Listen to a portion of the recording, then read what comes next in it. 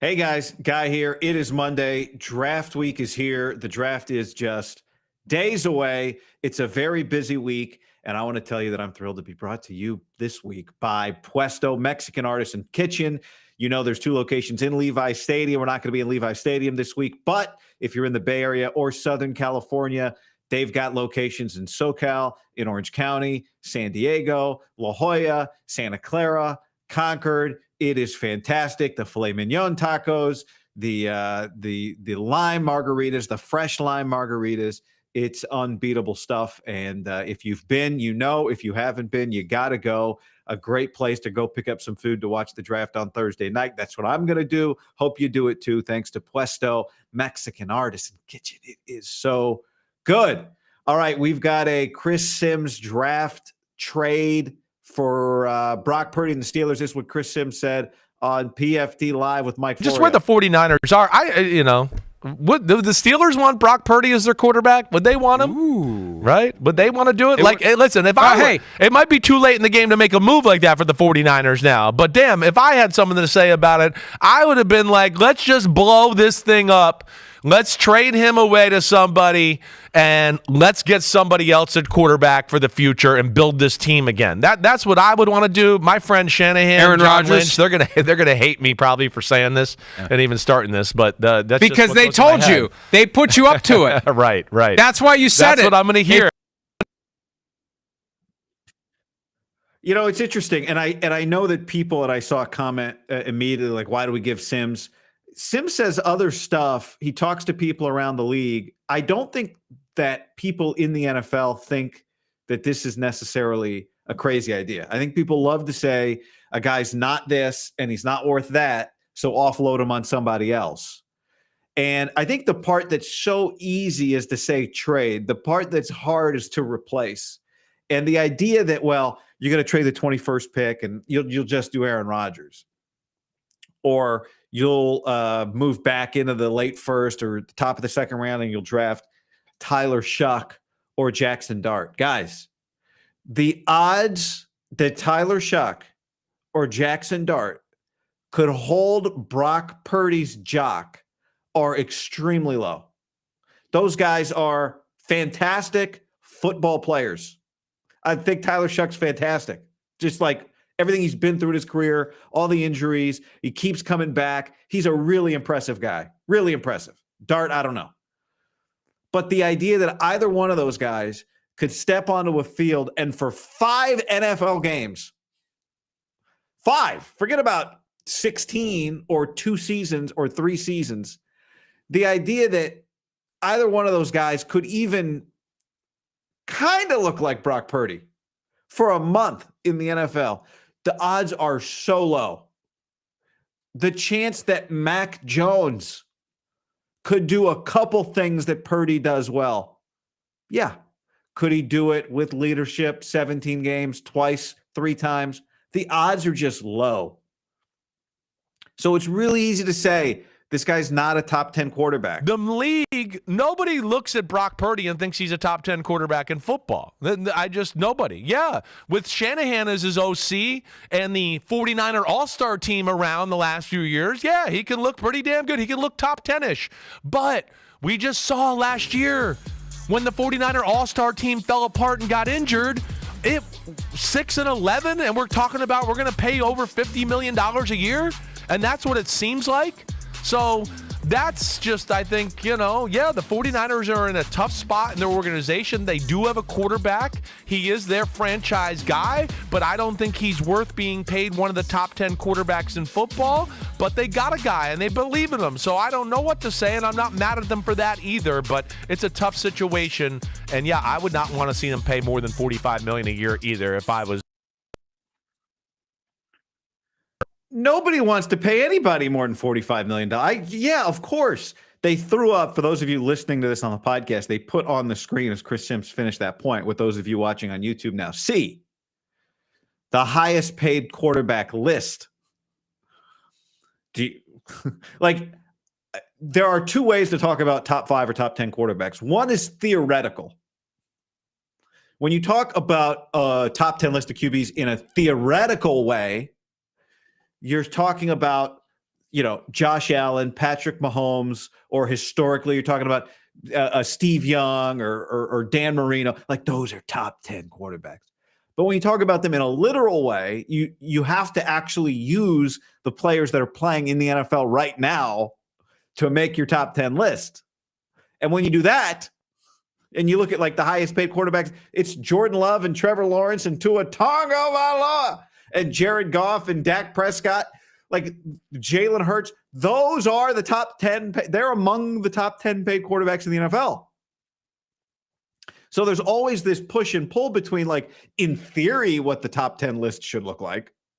And then when you actually go into practice and try to make a literal list, you realize that there's 3 guys that really feel in your heart like top 10 guys, right? To me, like it's Allen, or 4 guys, I guess. It's Allen, it's Jackson, it's Mahomes, and it's Burrow. Those are the guys that feel like top 10, but there's only 4 of them. So you got 6 more slots. The other thing that Sim said there that and by the way, and I know some people don't like when you do that. I really do respect Chris Sims, and I like Chris Sims, and I enjoy his content. So let me just say that. But anyway, that point being made, they didn't have the all-star team last year.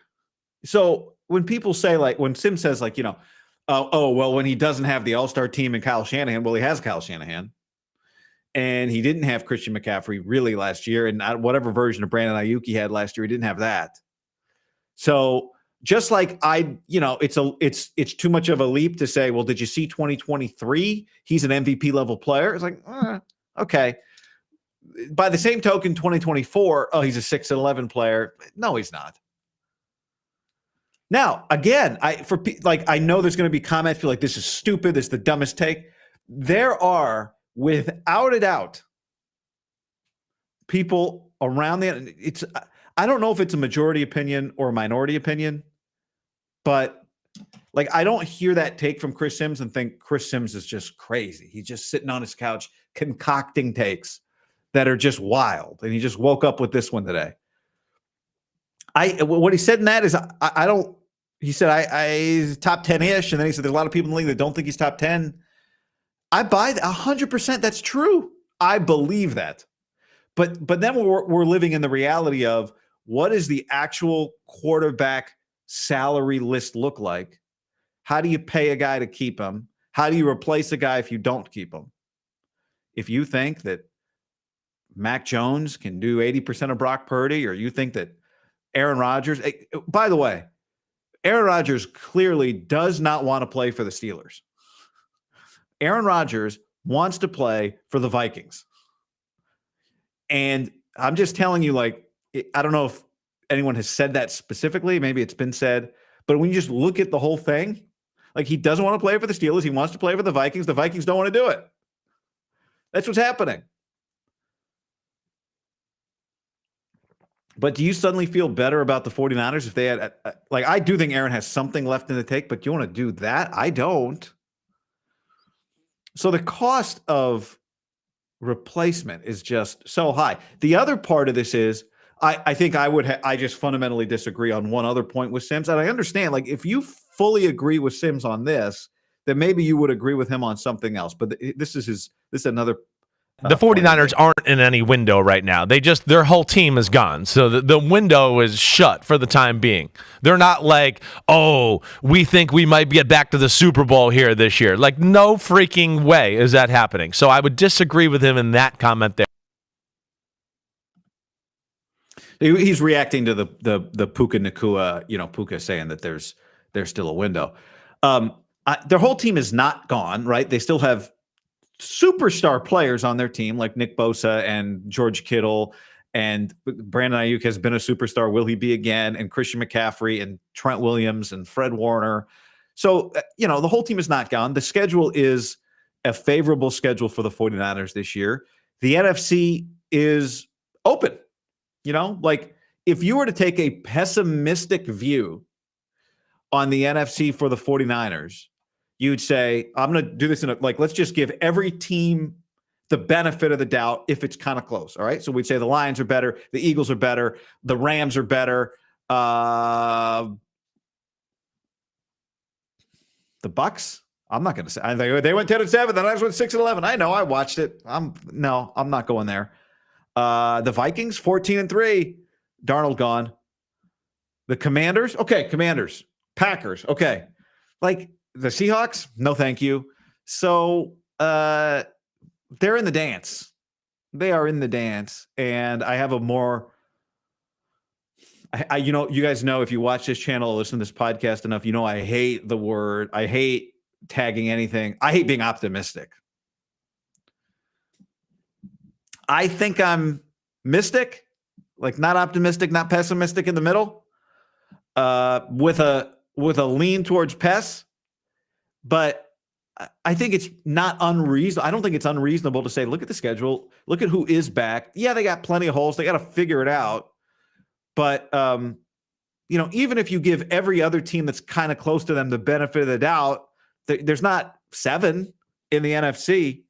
So I still think they're in better shape than Chris Sims thinks. And I understand if you're Chris Sims and you think it's full rebuild and your quarterback can't carry you, so what is the point? Let's trade him, assuming the Packers would trade you the Steelers would trade you the 21st pick. But I disagree with his premise that it's full rebuild time. There's clearly is rebuild time, but I don't think it's full rebuild, can't compete in rebuild time. And I just think the guy it's so easy, and I don't even think it's wrong necessarily. I'm not sure yet. We haven't had this thing play out to say, oh, he shouldn't be paid like this. But then you look at the list of guys that are paid like that, and you're like, oh, I'd rather have him than Dak. So that's just the nature of having a quarterback, fortunately, unfortunately. And within 2 or 3 years, that guy's not the highest paid anymore. But I just think one takeaway from this should not be, here's a comment from T-Flow, Chris Sims is an idiot. I'm telling you, plenty of people around the NFL would agree with Chris Sims on this. Comment, Florio invented Purdy name. Yeah, that was not his finest hour. If you are fired up by this, it's a perfect time to show your loyalty to the 49ers quarterback by going to heyguy.co and buying a hat, a 262 hat.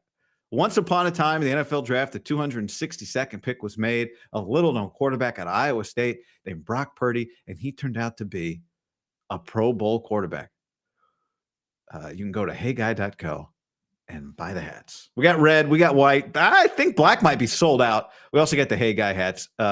If nothing else, they are very high quality, good for outdoors activities, comfortable, or land on the couch. And I think you'll enjoy. The other kind of not little piece of information, the other thing going on today, and this was in Schefter's ESPN.com, but it was also, I saw Mayoko was on with Larry Krueger in a video I was on radio, but it was a video that's doing big numbers. And Mayoko made a comment about, I just talked to somebody in New England, and they suggested the Niners could trade up to 4 for Abdul Carter. But then that got some attention, but then he said, but it's more likely that they'd want to trade back. Well, then today Schefter says, the Steelers, number 21, are among the teams interested in moving back out of the first round. The list of teams also interested in moving back include the Jags, the Panthers, the Niners, the Falcons, the Seahawks, the Bucks, the Vikings. So what's that? That's 7 teams. When everybody wants to trade back, it's hard because then that means nobody really wants to trade up. Schefter goes on to say there have been a lack of teams willing to trade up, at least so far. Denver's one of those. Broncos have made inquiries about moving up in round 1, according to sources. But there aren't many others. This could always change when players start falling and teams are on the clock.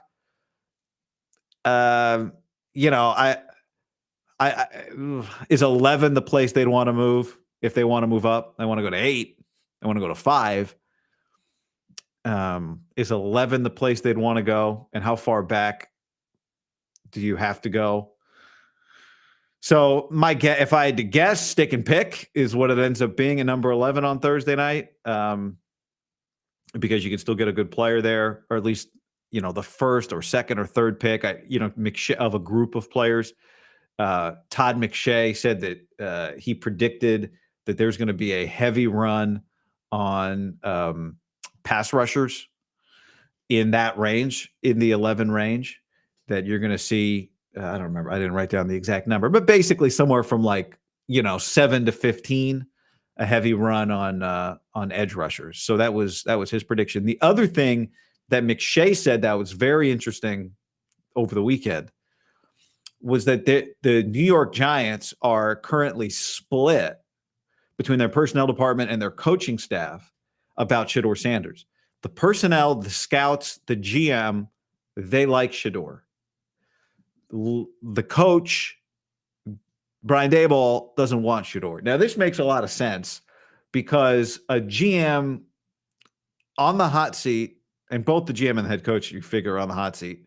The GM on the hot seat would love to try and save his job by taking one swing and getting a quarterback. The coach just wants to go win 9 games and 10 games and save his job, and doesn't necessarily think a rookie quarterback is the way to do it, right? The GM gets credit if the quarterback just flashes and you might have hit a home run, even if it doesn't translate to wins yet. But the coach has to actually win the games to keep his job. If that were to happen, that'd be good. Like, if you're the Niners, you want Shedeur Sanders to go 3. You want a quarterback to go 9. I don't think it's happening. Albert Breer wrote today, if he had to bet, he would predict that the Giants don't take Shedeur Sanders, which means that Abdul Carter doesn't fall to 4. Then the Patriots are the thing about Schefter's Mayoko's point about trading up to 4 for Abdul Carter was interesting, in that everybody thinks that 4 is going to be Will Campbell, the Patriots taking a short-armed tackler guard from LSU, and that even though he projects as a good pro, it's just not the place to do it. You don't take him at 4. You take a blue chip player at 4. So there is all this buzz, and those of you who are reading and watching draft coverage, that there's a lot of talk that they are a very good trade possibility. So it's wide open at that spot because they feel like they have not backed themselves. They're just in a really tough spot because they want to tackle, and there's not an elite tackle. Joe Alt is not in this draft. So what are they going to do it for? And that makes them a trade candidate. Anyway, it's very possible that Shedeur goes tumbling past the 49ers at 11. And maybe if you're looking for a trade potential, maybe somebody would move there, but it just doesn't feel like anybody will. The funny thing about the draft, and I'm reminded about this every year, is that even though like half the teams in the league don't love their quarterbacks, not as many teams are interested in drafting a quarterback at, number 11 or whatever, especially if the Saints don't take him at 9. And this quarterback class is just not great. It's just not a great quarterback class. So it's unlikely that, I think there's one quarterback going. I think it's more likely that one guy goes than 3 guy goes. Three guy goes. 3 guy goes before the 49ers, which is not great for them.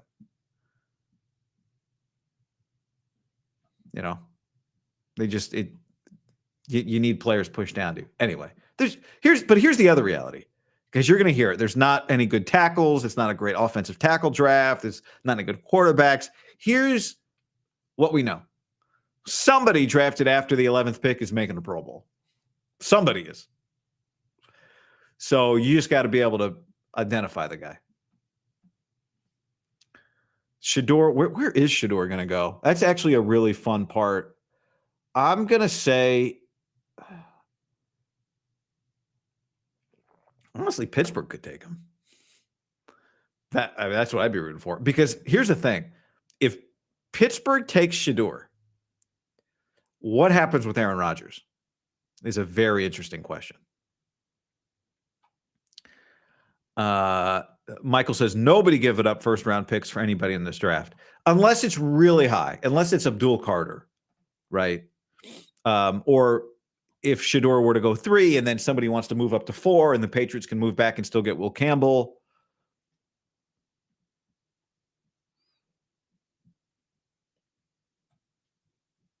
Scrolling your comments here.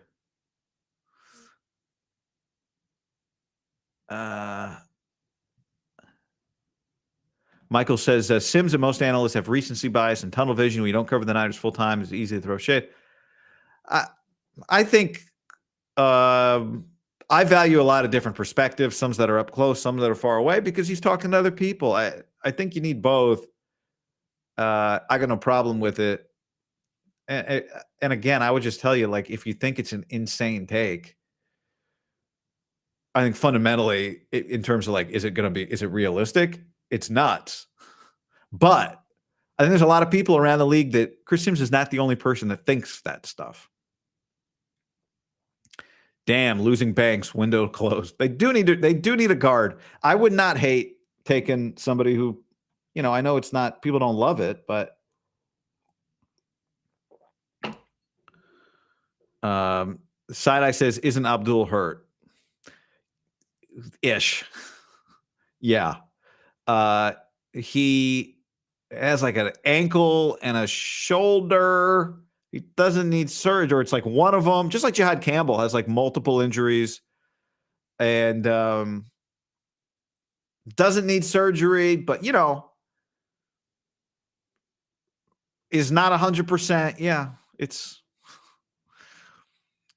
not great. By the way, he wore number 11 at Penn State. I highly recommend you take 20 seconds on YouTube and check out the latest number 11 at Penn State. As you know, it's a blue chippers number. Do you know who currently is wearing 11 at Penn State, who got Abdul Carter's number 11 at Penn State? It's LeVar Arrington's son. And if you saw a photo or a video of LeVar Arrington's son right now, I would take him at 11 today. He looks incredible. All right, that's that for this topic. More coming up over the course of the week, over the course of today. Should have more coming up today. Again, thank you to our friends, your friend and mine, Puesto, the Adler brothers. They founded Puesto Mexican Artisan Kitchen. They are 49ers fans. It's why they have 2 locations in Levi Stadium. They got a location if you're going to Padres games. They got a location in the Padres Stadium. And they're just awesome, man. Great margaritas, a ton of great tacos. The filet mignon, the short rib quesadilla taco with the ooey gooey, crispy melted cheese is my personal favorite. Locations in the Bay Area, locations in Southern California. Puesto sponsoring draft week here on the Guy Haberman YouTube channel and podcast. Appreciate y'all. Thank you for supporting. And we'll talk soon.